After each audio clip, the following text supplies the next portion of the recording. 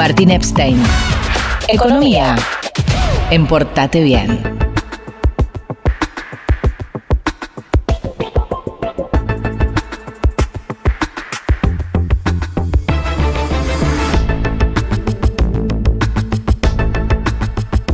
Martín Epstein, ¿de qué hablamos? Bueno, hoy vamos a hacer una especie de paréntesis de discutir el Fondo Monetario, la guita que nos van a entrar y toda esa historieta que venimos charlando hace un montón, porque en el medio van pasando cosas y traje 3 datos que me parece que fueron datos importantes de esta semana que vale la pena al menos plantear y contar un poco qué fue lo que pasó. El primero, salió el dato de actividad del año 2024, ¿sí? del último trimestre, el último dato del mes del año 2024, que permite hacer una especie de raconto de cómo terminó la actividad económica en la Argentina durante el primer año entero del gobierno de Milei.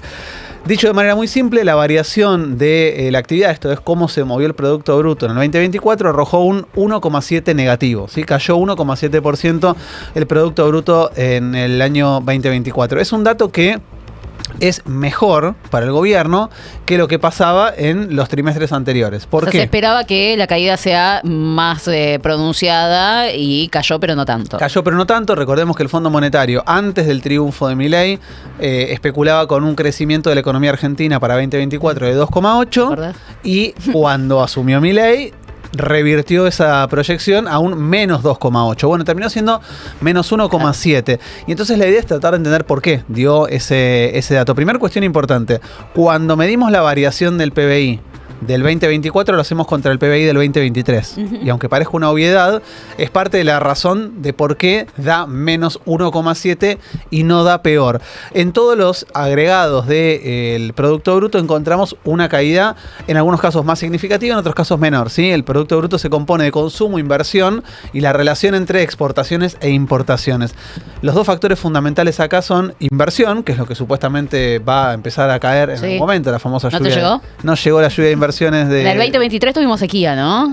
Ahora vamos a llegar a por qué el dato es como es, pero digo, la inversión cayó 17,4 cayó la inversión en el año 2024. Bueno, pero se está preparando para que crezca. Y el consumo cayó 4,2. Entonces, ¿cómo se explica que haya habido una caída mucho más atenuada que estos datos que estamos viendo? Bueno, parte de la explicación tiene que ver con el efecto post-sequía. 2023 tuvimos una brutal sequía que hizo que el rubro agricultura haya sido tremendamente malo.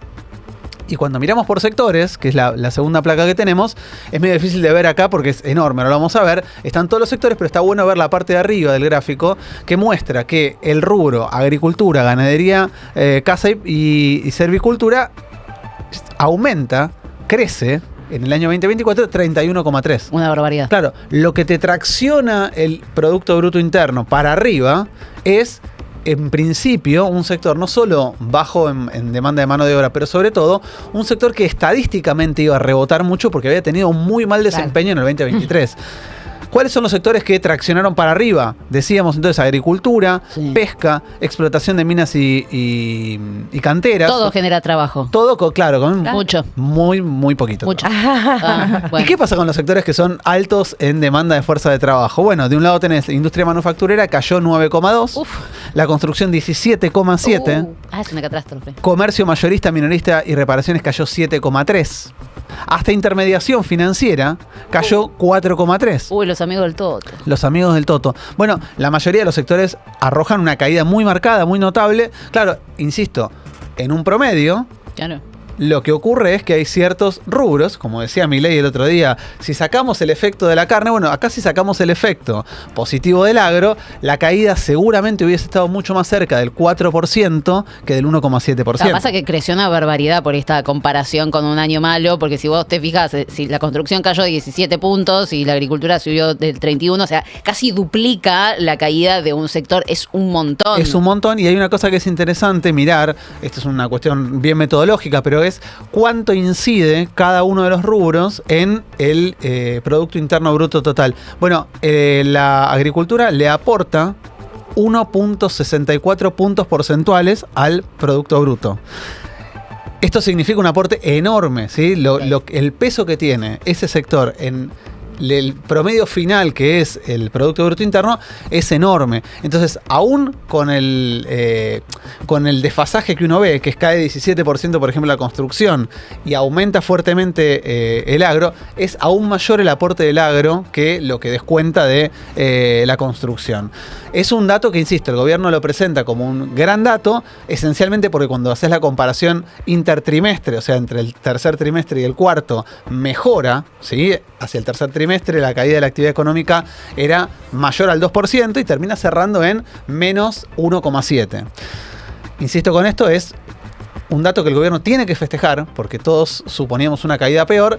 Hay que ser honestos con la lectura y decir, che, acá ojo porque te jugó muy a favor un dato el tema agro. Que o no sea, puedes negar. Básicamente es eso. El agro le sacás el agro muy a favor. y la baja tendría que haber sido más significativa. La caída de actividad tendría que haber sido más significativa, y esto explica también lo que traíamos un poco ayer, que es la caída del nivel de empleo de la era Milei. Cae el nivel de empleo, ¿por qué? Porque no hay compensación. Los sectores que caen más son los que demandan más fuerza de trabajo, y los que crecen más son los que menos fuerza de trabajo demandan.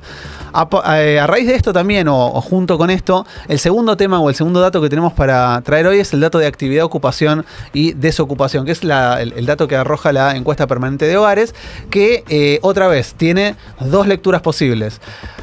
Metodológicamente, cuando uno compara este tipo de tasas, lo tiene que hacer contra trimestres comparables. ¿Esto qué quiere decir? Salió el dato del cuarto trimestre del 2024. No es razonable compararlo con el tercer trimestre del 2024. No. ¿Por qué? Porque hay efectos de estacionalidad que vos no podés considerar. Claro. Vos tenés, por ejemplo, en los últimos 3 meses del año, mayor actividad económica porque tenés fiestas, porque tenés cierre de año, porque tenés un montón de... Más turismo, más por ahí. turismo, que no te ocurre en el tercer trimestre Claro. del año. Entonces, metodológicamente, lo que corresponde hacer cuando vos comparás este tipo de tasas es comparar contra el mismo trimestre de los años anteriores. Bueno, cuando vos haces esa comparación... Porque acá le da un crecimiento a Claro. Milei comparado con el... Con el tercer trimestre del 2024 mejora el dato de desocupación. Ok. Que es lo que, insisto, salieron Pero- a decir ayer, somos unos genios, bajamos la desocupación. Ajá. Claro, cuando vos lo comparás contra el cuarto trimestre de los años previos, no solo no mejora, sino que empeora respecto al cuarto trimestre del 2023. O sea, le sube la desocupación a Milei Le en sube la este... desocupación. Que no era genial tampoco. Que no era un escenario genial. Recordemos, 2023 estábamos en una situación En términos de Adorni. estampida de precios, de un escenario electoral muy complicado, Claro. cambio de precios relativos. Bueno, en ese contexto, la desocupación había llegado al 5,7%, el desempleo. Bueno, la desocupación crece ¿Ahora? 0,7 puntos porcentuales, llegando al 6,4%. Esta es una lectura en principio a hacer. Aumentó respecto al cuarto trimestre del 2023. La segunda, y es la gráfica que teníamos recién ahí, la de las barras de tasa de desocupación, desde el pico del 2020, ¿sí? Sí. Recuerden, 2020, año Pandemia. de pandemia, el peor escenario en materia de desocupación, porque la actividad económica se Cayó. llegó a cero. Bueno, en ese momento, el dato de la tasa de desocupación había llegado al 11%. Es la barrita que vemos más Sí, alta. es la más alta, desplegada. perfecto. Bueno, 2021, 2022, 2023, los cuartos trimestres muestran caída del nivel de desocupación.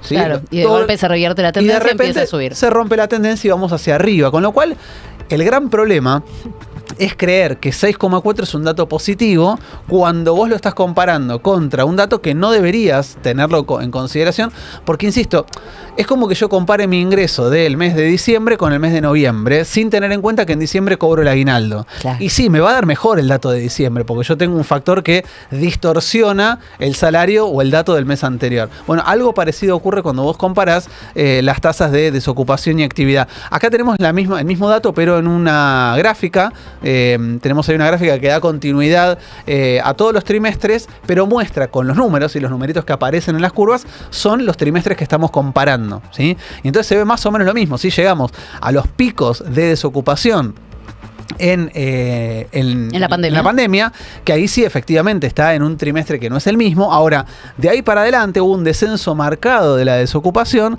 que se revierte, y vemos la pancita en el último tramo de la curva, a partir del 2024. Ujú. El crecimiento marcado de la desocupación, que rompe, insisto, la tendencia bajista que se venía dando desde la pandemia, ocurre en el contexto del gobierno de Milei. No ocurre antes, y entonces más allá de que 6,4 es mejor que tener 8% de desocupación, es una obviedad, en la tendencia, que insisto, repite ciertos ciclos, no estamos en una tendencia favorable o positiva. Último dato respecto a este mismo informe, tiene que ver con la población ocupada demandante de empleo. Claro, además, digamos, esto también hay que, observar cuál es la calidad del empleo, ¿no? Totalmente. La calidad del empleo, en todo caso, si vos lo querés ver como un dato positivo, haciendo esa manganeta que estás contando, en todo caso habría que ver cuál es la calidad del empleo, qué pasa con el empleo registrado. Ahí tenés otro dato que lo traíamos ayer, que es cuando vos cruzás este informe o este dato con el de empleo registrado formal, ya sea por el lado de CIPA o de la Superintendencia de Riesgo de Trabajo, lo que te muestra es un deterioro de la forma de empleo. Y esto es menos empleo registrado, más personas ingresando a distintas formas de contrato precarizado. Básicamente lo que se ve es un aumento de personas que se registran en el monotributo. Si vos ves, cae el empleo registrado, sube la cantidad de monotributistas. Y esto es pauperización de condiciones de empleo.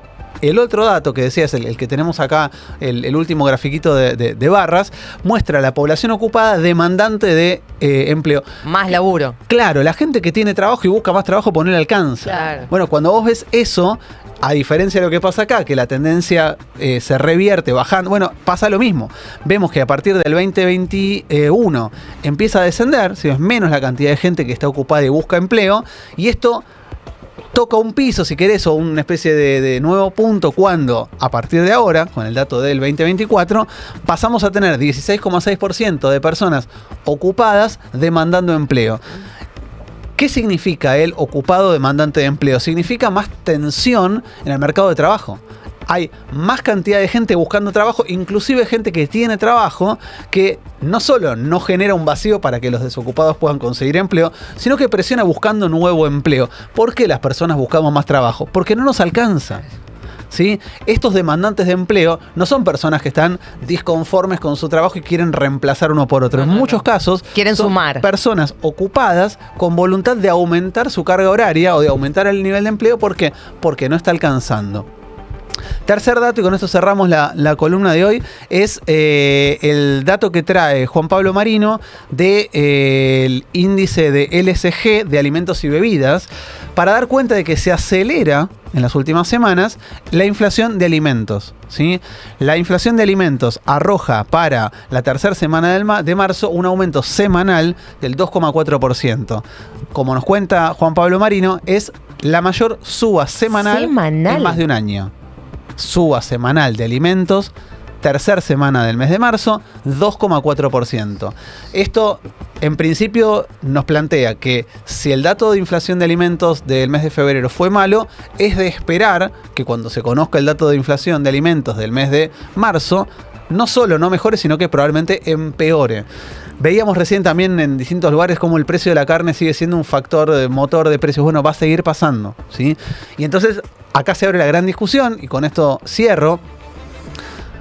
Si con este programa agresivo en materia de recesión, si con salarios que no logran cubrir ingresos, si con paritarias pisadas como tiene el gobierno nacional hoy, recordemos que las paritarias están pisadas desde el mes de diciembre para acá, con pautas que están por debajo del 2% de inflación, cuando nadie imagina, por lo menos hasta el mes de mayo, lo dijo el propio Milei, inflación que quede por debajo del 2%. Si con todos estos recursos no logran bajar la inflación de alimentos, estamos ante un fracaso rotundo de este programa económico, que obviamente hay que ver cuándo termina de evidenciarse en la calle, pero que efectivamente no está sirviendo este programa recesivo para lograr bajar la inflación en los niveles que el gobierno pretende.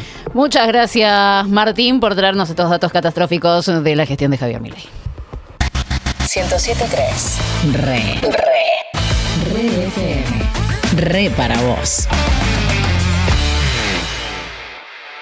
En José Cepaz, reacondicionamos escuelas para el inicio del ciclo lectivo y estamos construyendo 2 más, una primaria en Favaloro y una técnica en el barrio Néstor Kirchner. José Cepaz, ciudad del aprendizaje. Tributo por seguridad e higiene, vencimiento 31 de marzo. Tributo por conservación de la vía pública, primer vencimiento 14 de marzo, segundo vencimiento 28 de marzo. Pedí tu recibo por WhatsApp al 113-878-9504. Municipalidad de José Cepaz. Intendencia Mario Ishii.